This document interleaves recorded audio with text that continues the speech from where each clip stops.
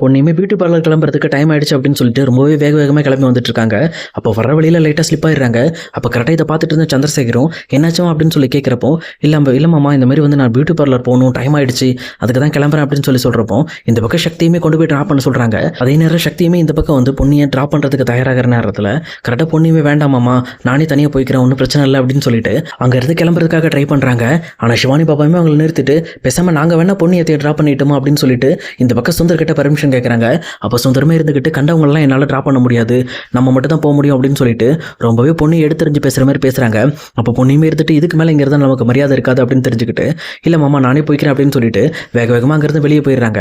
அதே நேரத்தில் இந்த பக்கம் சிவானி பாப்பாவும், எதுக்குப்பா இப்படி பேசுகிறீங்க, இந்த மாதிரி அன்னைக்கு கூட ஒரு ஆன்ட்டிக்கு நீங்கள் லிஃப்ட் கொடுத்தீங்கல்ல, எங்கள் ஸ்கூல் மேலே தானே அவங்கள ட்ராப் பண்ணீங்க, இப்போ எதுக்காக பொண்ணு ஏற்றி கொடுக்க மாட்டேன்றீங்க அப்படின்னு சொல்லி அந்த கேள்வி கேட்ட உடனே எங்கள் வீட்டில் இருக்க எல்லாருமே டக்குன்னு இந்த பக்கம் வந்து சுந்தரை திரும்பி பார்க்க ஆரம்பிக்கிறாங்க. அப்போ சுந்தரமே என்ன சொல்கிறேன்னு தெரியாமல் முடிச்சுட்டு, இல்லைம்மா அவங்க ஹெல்ப்னு கேட்டாங்க அதனால் பண்ணேன், அது மட்டும் இல்லாமல் இவங்களுக்குலாம் என்னால் பண்ண முடியாது, பொண்ணுக்கு என்னால் ஹெல்ப் பண்ண முடியாது அப்படிங்கிற விஷயத்த இவங்க தெளிவாகவே புரிய வைக்கிறாங்க.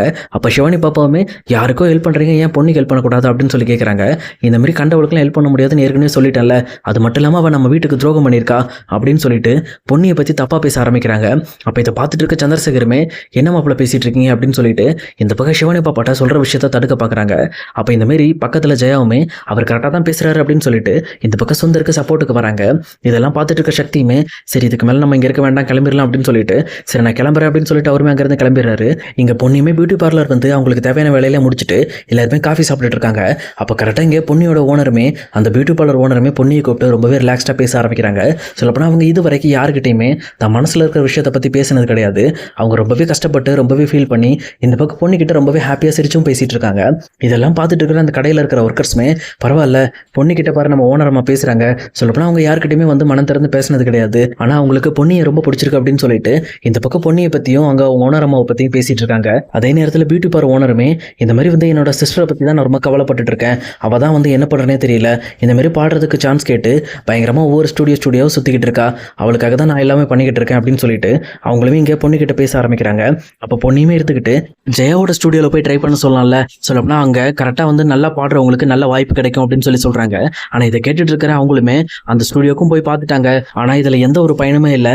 அதை விட முக்கியமாக இப்போ என்னோட தங்கச்சி கூட ஒருத்தர் சுற்றிட்டு இருக்காங்க, அவங்கள தான் எப்படியாவது நான் என் தங்கச்சி விட்டு பிரிக்கணும் அப்படின்னு சொல்லிட்டு இந்த பக்கம் அவங்க சுந்தரை பற்றி தான் பேசிக்கிட்டு இருக்காங்க. உண்மையை சொல்லப்போனால் ஒரு நாளைக்கு முன்னாடி சுந்தர் சிவானி பாப்பா ஸ்கூல் முன்னாடி ஒருத்தரை ட்ராப் பண்ணியிருப்பாங்க. அவங்க வேற யாரும் கிடையாது, இங்கே கரெக்டாக இந்த பியூட்டி பார்லர் ஓனர் மேடமோட தங்கச்சி தான். சொல்லப்போனால் அவங்கள நினச்சி தான் இவங்களுமே பேசிகிட்டு இருக்காங்க. கவலைப்படாதீங்க, எல்லாம் சரியாயிடும், அவங்களுக்கான அங்கீகாரம் கிடைக்கிறப்போ அவங்க ஆட்டோமேட்டிக்காக எல்லா வழியிலையும் சரியாக வந்துருவாங்க அப்படின்னு சொல்லிட்டு அந்த பியூட்டி பார்லர் ஓனர் மேடமுக்கு இவங்க ஆறுதல் சொல்லிட்டு இருக்காங்க.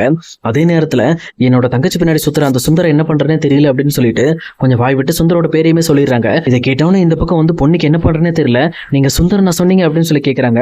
ஆமாம் நான் சுந்தர் தான் சொன்னேன், சொல்லப்போனால் அந்த சுந்தர்ன்றவன் தான் அந்த ஸ்டூடியோவில் எல்லா பொண்ணுங்களையுமே பாடுறதுக்கு வேலைக்கு எடுக்கிறவன், அவன் ரொம்ப தப்பானவன் நினைக்கிறேன், அவனை பற்றி கொஞ்சம் விசாரிச்சு பார்த்தேன், அவன் ரொம்ப தப்பானவன் போல இருக்கு, அதாவது அந்த ஜெயாவோட ஸ்டூடியோவுக்கு வாய்ப்பு கேட்ட வர்ற பொண்ணுங்க கிட்ட தேவையில்லாமல் தப்பாக நடந்துக்கிறான்னு கேள்விப்பட்டேன், அந்த முறையில் தான் என்னோட தங்கச்சி கூடயும் அவர் பழக்கமாயிட்டாரு, எப்படியாவது அவனை என் தங்கச்சி கிட்ட இருந்து பிரிச்சு ஆகணும், அதுக்காக தான் நானுமே ட்ரை பண்ணிட்டு இருக்கேன் அப்படின்னு சொல்றாங்க.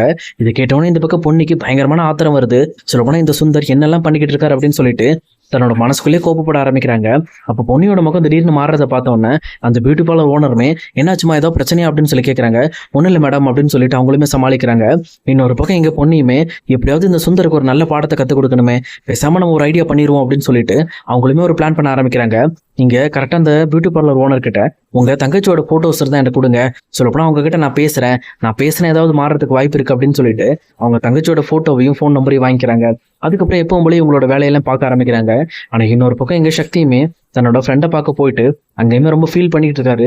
சொல்லப்போனால் இங்கே பொண்ணிக்கு என்னால் எந்த ஒரு உதவியுமே பண்ண முடியல, அதை விட முக்கியமாக பொண்ணு என்னை ரொம்பவே தப்பாக நினச்சிக்கிட்டு இருக்காங்க, நான் எது பண்ணாலுமே அந்த விஷயத்துல இருந்து என்னை தள்ளி விலக்கி வச்சிடுறாங்க, அதனால நான் என்ன பண்ணுறேன்னே தெரியல அப்படின்னு சொல்லிட்டு சக்தியுமே தன்னோட ஃப்ரெண்டு கிட்ட ஃபீல் பண்ணிட்டு இருக்காங்க.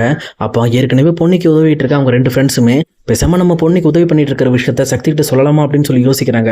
இப்போ அதில் ஒருத்தருமே இருந்துக்கிட்டு, இப்போதைக்கு எதுவும் சொல்ல வேண்டாம், நம்ம ஏதாவது சொன்னோம் அப்படின்னா கண்டிப்பாக இங்கே பொண்ணுக்கு ஏதாவது பிரச்சனை ஆகிடும், அதனால எல்லா உண்மையும் நம்ம தெரிஞ்சுக்கிட்டு அதுக்கப்புறம் சக்திகிட்ட நம்ம இதை பற்றி பேசிக்கலாம் அப்படின்னு சொல்லிட்டு அவங்களுமே ஒரு முடிவுக்கு வராங்க.